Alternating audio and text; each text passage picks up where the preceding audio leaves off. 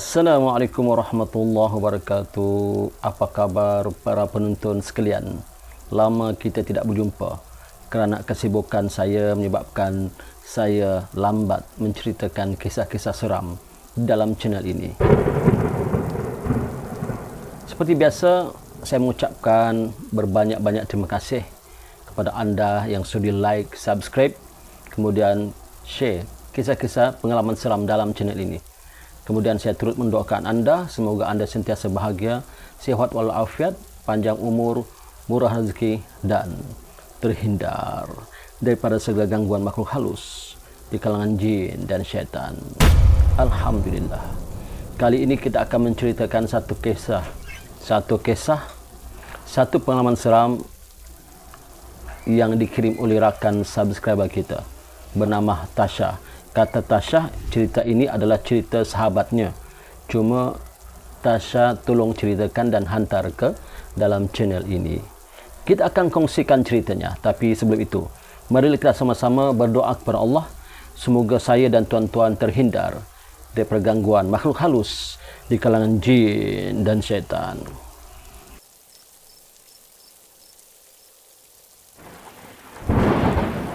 أعوذ بالله من الشيطان الرجيم وقل ربي أعوذ بك من همذات الشياطين وأعوذ بك ربي أن يحضرون. Dan katakanlah, wahai Tuhanku, aku berlindung kepadamu dari hasutan syaitan-syaitan, dan aku berlindung kepadamu, wahai Tuhanku, supaya syaitan-syaitan itu tidak menghampiriku. Aku bahasakan cerita ini dengan aku. Bermakna aku tu bukanlah aku yang tukang cakap ni, tetapi orang yang menceritakan ini. Ya, tanpa membuang masa, kita mulakan ceritanya. Cerita ini sangat seram dan apa yang pernah aku lalui bersama ibuku di sebuah kampung di negeri Sabah. Saya namakan kampung ini bukan nama sebenar, adalah Kampung Berlindung, bukan nama sebenar. Maka kisahnya adalah, aku pernah nampak penanggal ini. Penanggal ini aku pernah nampak dalam rancangan-rancangan televisyen umpamanya. Begitu juga dalam cerita-cerita seram daripada Nusantara. Memang ada menceritakan nama penanggal, dan penanggal ini dipanggil di dalam negeri-negeri masing-masing tidak sama. Ada yang mengatakan perakang, ya, perakang, penanggal, dan kalau di Sabah ini dipanggil balan-balan ataupun bal-balan. Macam-macam nama lah dibagi, tapi yang penting makhluk itu adalah makhluk yang sama juga, yang sangat menyeramkan. Pada mulanya aku tak percaya sangatlah cerita-cerita ni, tetapi inilah padah tidak mendengar kata ibu. Kejadian ini berlaku ketika aku berumur 16 tahun. Pada masa itu aku degil, dan semua tahu waktu remaja sememangnya darah muda dan yang membuak-buak ingin kebebasan. Jadi aku ini dan rakan-rakan membuat satu idea, iaitu pergi ke bandar untuk berjalan-jalanlah pada waktu malam dengan menaiki motosikal. Sedangkan aku ni tidak ada lesen memandu. Bahaya ni. Aku ada motor dan aku mulakan rancangan ini sudah lama bersama kawan-kawan remajaku, dan ketika itu aku tingkatan 4. Tahun depan aku akan memasuki peperiksaan SPM dan ibuku sangat marah padaku. Berkali-kali dia call untuk supaya aku mengikuti kelas tuition tingkatan 5, subjek yang paling payah aku pelajari ataupun selalu aku gagal. Tetapi aku telah berbohong dengan ibuku dengan mengatakan aku keluar sebentar saja. Tak lama, mak, aku keluar sebentar saja mak dengan kawan-kawan. Kata mak, okey, ingat tuition kamu pukul 5 petang. Dan sedangkan aku bersama kawan-kawanku pukul 3 petang pergi menaiki motosikal hendak ke bandar. dalam keadaan waktu itu cuaca sangat panas sehingga saya berpeluh. 3 petang, cahaya matahari masih panas. Entah kenapa waktu itu, kebiasaannya 3 petang bukanlah tak panas-panas juga, tapi taklah sepanas ini. Saya pun tak tahu kenapa. Dalam perjalanan saya menuju ke tempat rumah rakan saya, tiba-tiba motosikal saya pula rosak. Adik, rosak. Tak dapat meneruskan perjalanan. Saya menghubungi ibuku, mengatakan, "Mak, macam mana ni, Mak? Aku tak dapat pulang ni, Mak. Kerana motor ni rosak." "Motor ni rosak, Mak?" Maknya pun membebel. Tak lama kemudian datanglah seorang pakcik datang untuk membaiki motosikal. Dan kata ibu saya, "Kamu tunggu di situ. Kamu jangan ke mana-mana, tunggu di situ."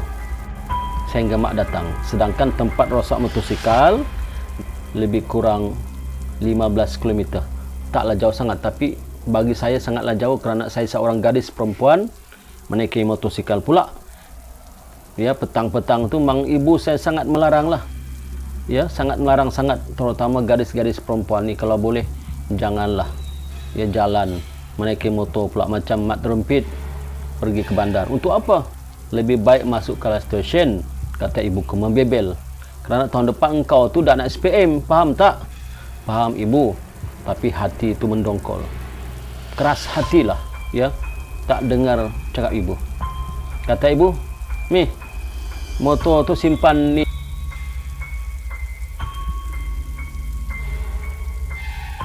di jiran sebelah rumah kawan mak ni.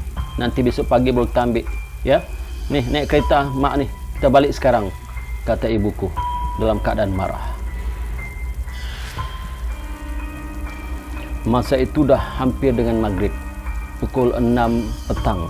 Ketika itu ibu saya dah masuk kenderaan, saya pun masuk kenderaan. Apalagilah ibu saya membebel sepanjang jalan. Saya buat tak tahu saja, memekak sajalah saya ni. Kemudian saya pandang ke tingkap sambil mak saya memandu tu. Saya tak tahu lah apa yang mak saya cakap, saya pun tak berapa ingat. Dan saya pandang ke tingkap. Tengah-tengah saya pandang ke tingkap, tiba-tiba saya ternampak seperti ada satu cahaya yang terbang. Saya pun ingat, apa pula cahaya ni?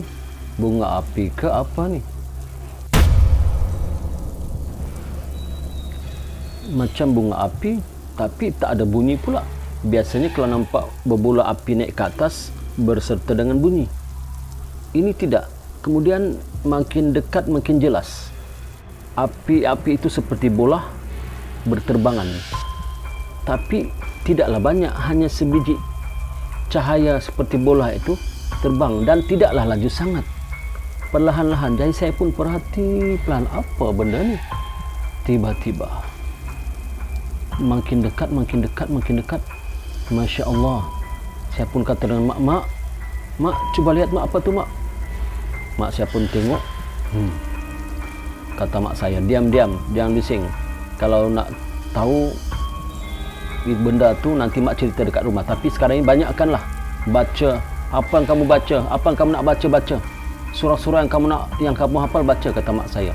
Rupa-rupanya apa yang kami lihat ketika itu adalah penanggal.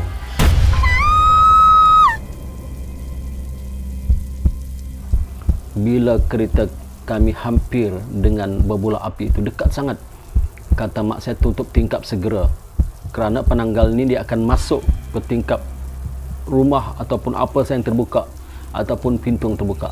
Cepat-cepat saya tutup tingkap dengan jelas. Ya Allah, api itu berada di atas bombong rumah jiran saya. Betul-betul api itu. Dan bila kami mendekatinya dengan jelas, kerana laluan untuk ke rumah kami mesti lalu di kawasan itu, dengan jelas nampak rambut kusut, mak saya tak urus. Kemudian nampak bergantungan jantung dengan usus, dengan organ-organ dalam badan tu dalam keadaan berdarah, menitik-nitik. Dan kelihatan muka, tapi muka tu tidaklah berkulit seperti mana yang saya nampak dalam cerita-cerita seram dalam filem-filem lah. Muka tu seperti muka tengkorak, matanya ke dalam, ya, matanya ke dalam, mukanya sangat hodoh dan darah menitik-nitik di usus itu. Betul-betul di rumah, atap rumah rakan saya, jiran rumah kami. Dan kata mak, baca terus ayat yang kamu hafal, baca terus Mila. Kata mak saya, baca terus ayat yang kamu hafal. Saya bukan tak hafal surah-surah pendek-pendek, tapi ketika itu saya jadi tak tahu nak buat apa. Panik dalam keadaan ketakutan menggigil badan saya, seram segala. Bulu rumah saya tegak berdiri dan saya rasa seram-seram sejuk menggigil badan saya, tak tahu nak cakap apa. Cuma yang terkeluar di mulut saya, mak, kata mak saya sambil memandu, jangan pandang kalau tak mampu pandang. Tapi kepala saya tak boleh dipusingkan ke kanan dan ke kiri, tak tahulah kenapa. Perlahan-lahan kereta kami melalui kawasan itu, ya Allah. Makhluk itu memuntahkan sesuatu dari mulutnya, kemudian menjatuhkan daripada ususnya ke dalam rumah itu. Masya Allah. Kami pun tak tahulah apa yang berlaku selanjutnya. Cepat kami melalui rumah jiran kami itu, terus pergi ke rumah kami. Apalagi mak saya terus parking di kereta dan menarik saya masuk dalam keadaan saya lunglai. Tak berdaya, masuk dalam dan tutup pintu. Kata mak saya, inilah akibatnya kamu tak dengar cakap orang tua. Ingat, kata mak saya pada saya.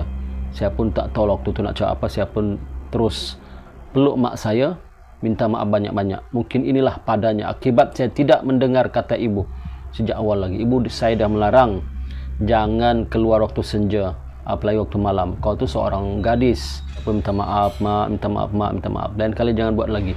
Ingat, cerita kita nampak penanggal ni jangan ceritakan kepada orang lain, cukup kita berdua saja. Apa yang berlaku, makhluk itu seolah-olah turun di atas bumbung rumah jiran di kampung kami, dan selepas tu kami pun tak tahu apa ceritanya. Kisahnya, kata Milah menceritakan apa yang berlaku pada ketika itu. Dan cerita ini, kata Milah, sebenarnya bersambung di cerita akan datang, kerana telah diketahui siapakah jiran kami di kampung itu yang rumahnya tak jauh daripada rumah kami.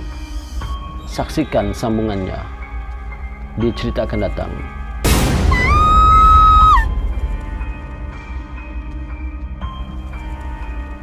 Maka para penonton sekalian, itulah cerita yang dikirim oleh Tasha, diceritakan kembali oleh saya lah kepada tuan-tuan dan kepada penonton sekalian.